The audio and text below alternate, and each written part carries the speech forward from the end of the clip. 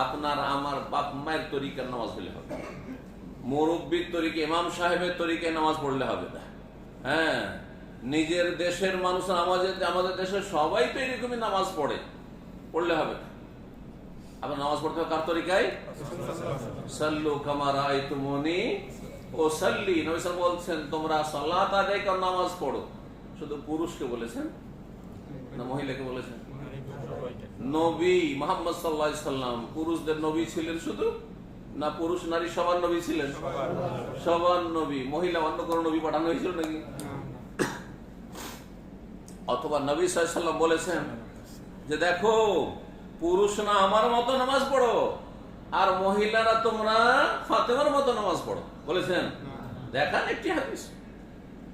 তাহলে পুরুষ নারী নামাজে যে পার্থক্য প্রচলিত করেছেন এইটা জাল, এর কোনো ভিত্তি নেই।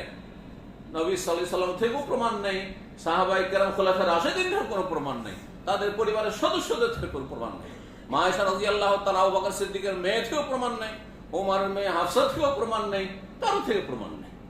আর আলী রাদিয়াল্লাহু তাআলা আনহুর স্ত্রী ফাতেমা রাদিয়াল্লাহু তাআলা বিনতে মুহাম্মদ সাল্লাল্লাহু আলাইহি ওয়াসাল্লাম, তার থেকে কোনো প্রমাণ নেই।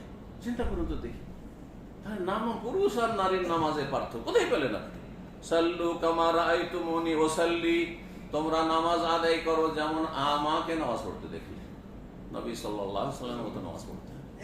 নবী সাল্লাল্লাহু আলাইহি ওয়াসাল্লাম নিয়ত পড়েছেন, যায় নামাজের দোয়া পড়েছেন, সম্মিলিত মুনাজাত করেছেন, প্রমাণ করে একটি করে হাদিস শুধু নিয়ে আসে।